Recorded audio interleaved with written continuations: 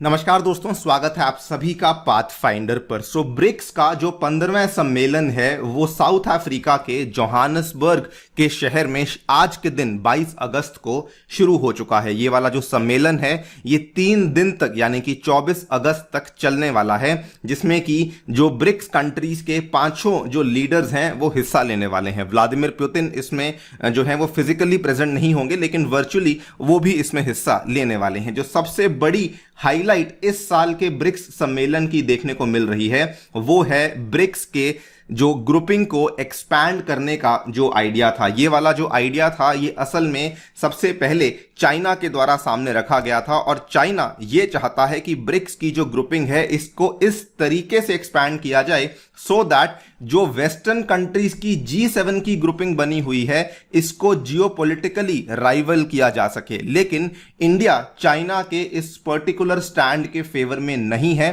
And obviously India के इस stand से चाइना को तो झटका लगा ही है, लेकिन साथ ही में रशिया भी इंडिया के इस स्टैंड से काफी बड़ा शॉक रशिया को भी लगा है। आप यहां पे देख पाएंगे, इनफैक्ट इंडिया ने कल शाम को ही अपनी जो ब्रिक्स एक्सपेंशन को लेके जो ऑफिशियल अप्रोच है, जो ऑफिशियल स्टैंड है, उसको भी एक्सप्लेन कर दिया है। ये इंडिया के जो फॉरेन सेक्रेटरी हैं मिस्टर विनय क्वात्रा, इनके द्वारा इंडिया के अप्रोच को एक्सप्लेन किया गया है। इसी मुद्दे के बारे में हम बात करने वाले हैं कि ब्रिक्स में जो अलग अलग देश हैं, कौन से वो देश हैं जो कि ज्वाइन करना चाहते हैं, चाइना इसको एक्सपैंड क्यों करना चाहता है, इंडिया की यहां पे जो ऑफिशियल स्टैंड है वो क्या है, इसको भी समझा जाएगा। चलिए शुरू करते हैं दोस्तों मेरे साथ। मेरा नाम है अनिरुद्ध। यदि आप लोग हमें फॉलो करना चाहते हैं तो यहां पर दिए गए टेलीग्राम चैनल के माध्यम से ऐसा कर सकते हैं। हमारे लेक्चर के जो अपडेट्स हैं वो भी आपको यहीं पर अवेलेबल करवाए जाएंगे। इसके अलावा दोस्तों बताना चाहूंगा कि एक बार फिर से हमने उड़ान के बैचेस के जो दाम हैं उनको गिरा दिया है।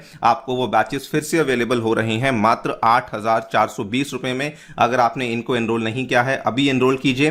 This is the last batch जो कि आपके लिए लाया जा रहा है, और इसमें एनरोल करने का जो आखिरी दिन है वो दोस्तों 31 अगस्त का है। इसमें आपको जीएस की कंप्लीट तैयारी, प्रीलिम्स और मेंस के लिए टेस्ट सीरीज की तैयारी, सीसैट की तैयारी, सभी चीजें अवेलेबल करवाई जाएंगी। और अगर आप चाहते हैं तो इसको ऑप्शनल के साथ कंबाइन करके परचेज भी कर सकते हैं इन 14,300 रुपीज। इन दोनों के ही एनरोल करने के जो लिंक्स हैं वो आपको डिस्क्रिप्शन में देखने को मिल जाएंगे।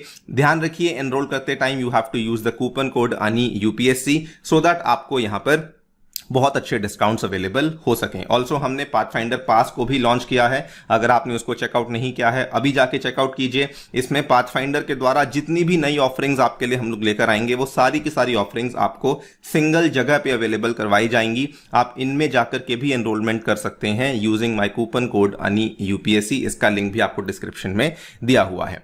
ऑल राइट, दाद देनी पड़ेगी कि ब्रिक्स जो है जब इसको शुरू किया गया था तो ये केवल एक 4 कंट्रीज का संगठन था। इनफैक्ट जब इसको शुरू किया गया था तो इसका नाम केवल ब्रिक था। उस टाइम पे साउथ अफ्रीका भी इसमें नहीं था, और ये केवल एक रीजनल ऑर्गेनाइजेशन के नाम पे इसको बनाया गया था, जिसमें जो एजेंडा था वो केवल ये था कि हम लोग बेसिकली एक दूसरे के देश में जो निवेश है उसको बढ़ावा देना चाहते हैं। लेकिन ये बढ़ते बढ़ाते इतनी आगे पहुंच चुका है कि आज 40 से भी ज्यादा कंट्रीज हैं, जिनमें से कम 20 कंट्रीज ने औपचारिक तरीके से ब्रिक्स को अप्रोच किया है कि वो ब्रिक्स का फुल मेंबर बनना चाहते हैं, और कम से कम 20 ही कंट्रीज ऐसी हैं जिन्होंने अनौपचारिक तरीके से ब्रिक्स मेंबर्स को अप्रोच किया है कि हमें भी ब्रिक्स की सदस्यता लेने में इंटरेस्ट है। वैसे तो इसमें बहुत सारी countries from African continent, from south American continent देखने को मिलती हैं, लेकिन जो प्रमुख तौर पर बड़ी बड़ी कंट्रीज हैं, एक तो अर्जेंटीना है, ईरान है, सऊदी अरेबिया है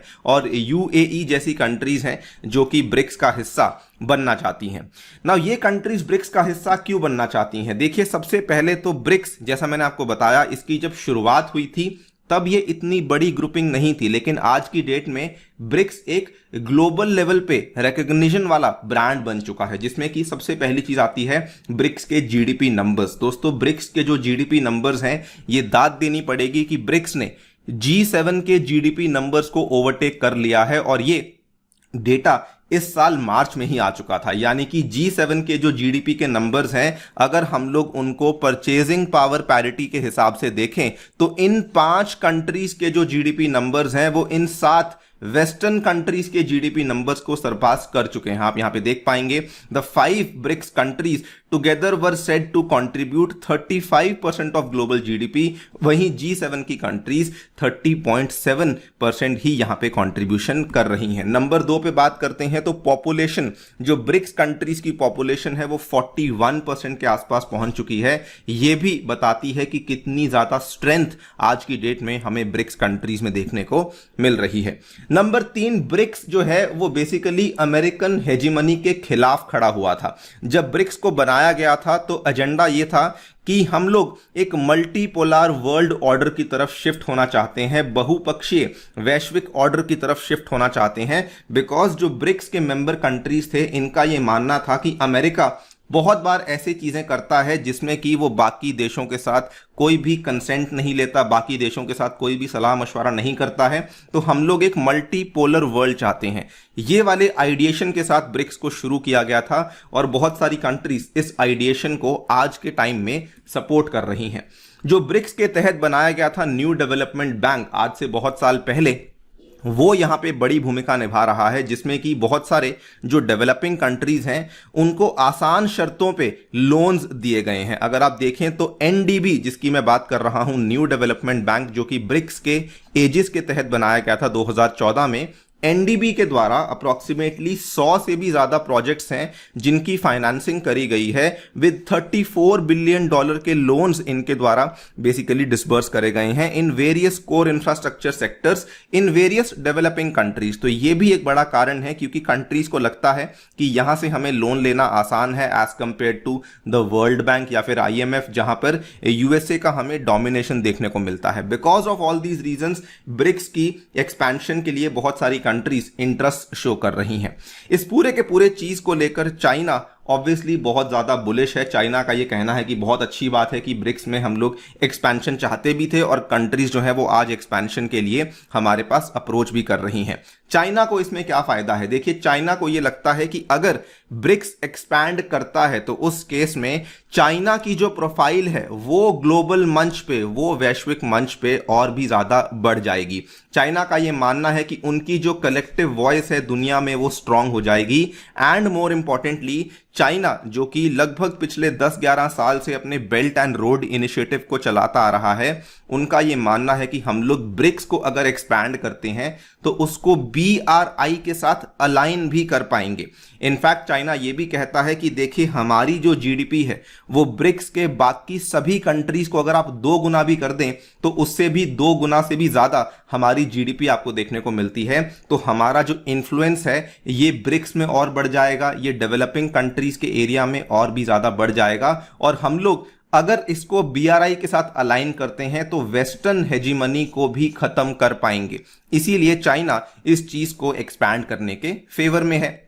चाइना का तो ये मानना है कि अगर हम लोग इसको इतना बड़ा कर लेते हैं कि ये जियोपॉलिटिकली G7 को राइवल कर दे तो उस केस में हमारा जो जियोपॉलिटिकल एजेंडा है वो आगे बढ़ पाएगा। और चाइना को सपोर्ट करने के लिए रशिया भी चाइना के साथ खड़ा है। रशिया ये कहता है कि देखिए, हमारा जो डिपेंडेंस है वो चाइना के ऊपर बहुत ज्यादा है, स्पेशली जब से यूक्रेन वॉर शुरू हुआ है। तो रशिया की भी जो जानी मानी न्यूज एजेंसी है टैस के नाम से, उनका भी यही कहना है कि अगर ब्रिक्स को एक्सपैंड किया जाएगा तो ये वर्ल्ड ऑर्डर में भारी बदलाव लेकर के आ सकता है। नाउ इंडिया का जो यहां पे स्टैंड है वो काफी इंटरेस्टिंग है और इनफैक्ट इंडिया के स्टैंड से दोनों रशिया और चाइना काफी बड़े उनको झटका लगा है। इंडिया का स्टैंड बड़ा सिंपल है। इंडिया ने कहा कि देखिए, एक्सपेंशन अगर करनी भी है तो जिस तरीके से चाइना प्रपोज कर रहा है वो वाला तरीका हम लोग उसके फेवर में नहीं है। इंडिया का ये मानना है कि अगर इतनी तेजी से इस तरीके से एक्सपेंशन किया जाएगा तो बीजिंग यानी कि चाइना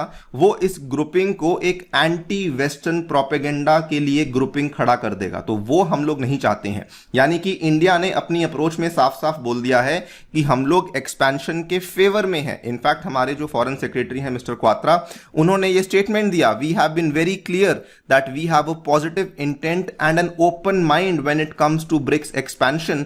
लेकिन जिस तरीके से चाइना करना चाहता है वो हम लोग नहीं कर सकते। इंडिया ने अपने स्टेटमेंट में यह भी कहा कि अगर ब्रिक्स को एक्सपैंड करना है तो उसके जो प्रिंसिपल्स हैं, उसके जो सिद्धांत हैं वो फिक्स होने चाहिए और वो सबकी सहमति से बनने चाहिए। इन्होंने कहा we have to have full consensus on how they would want BRICS expanded. Guiding principles क्या होने चाहिए एक्सपेंशन के, क्राइटेरिया क्या होना चाहिए एक्सपेंशन का, ये भी इंडिया के द्वारा यहां पर कहा गया है। अगर ये सब तय होता है, सबकी सहमति से तय होता है, तो उस केस में हम लोग जो है डेफिनेटली एक्सपैंड करना चाहते हैं, लेकिन हम लोग इसको एक एंटी वेस्टर्न प्रोपेगेंडा के तौर पे इस ग्रुपिंग को नहीं बनाना चाहते हैं। इनफैक्ट इंडिया तो काफी क्लियर है कि देखिए, अगर यूएनएससी में रिफॉर्म्स लेकर आने हैं तब भी हमें ब्रिक्स को एक्सपैंड करना है, अगर हमें voice of the global south बनना है तब भी हमें ब्रिक्स को एक्सपैंड करना है, लेकिन the way China is expanding this, हमें वो तरीके से हम लोग सहमत नहीं है।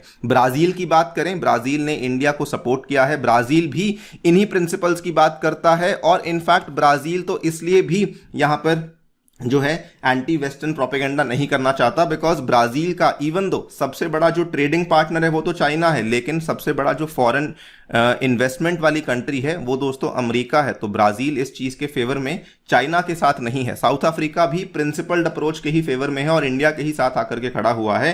केवल रशिया और चाइना एक तरफ हो चुके हैं, जो कि ब्रिक्स को एक एंटी वेस्टर्न प्रोपेगेंडा के लिए ग्रुपिंग बनाना चाहते हैं। देखते हैं क्या होता है। काफी उम्मीदें हैं कि ब्रिक्स को एक्सपैंड किया जाएगा। हमारी केवल यही उम्मीद है कि ब्रिक्स की जो एक्सपेंशन है वो इन प्रिंसिपल्स के हिसाब से हो। आज से 3 दिन बाद आपको पता लग जाएगा कि ब्रिक्स में कौन से कंट्रीज के द्वारा ज्वाइनिंग करी गई है। जो भी नई डेवलपमेंट होगी आपके सामने पेश करेंगे। अपनी राय हमें कमेंट सेक्शन में देना बिल्कुल ना भूलें। दोस्तों, हमारे डेमो सेशंस को अगर आपने नहीं देखा है तो पाथफाइंडर चैनल पर जरूर देखिएगा, और साथ में हमारी पर्सपेक्टिव सीरीज को चेकआउट नहीं किया है तो इसको भी जरूर चेकआउट कीजिएगा। Thank you so much for listening. Stay tuned and stay safe.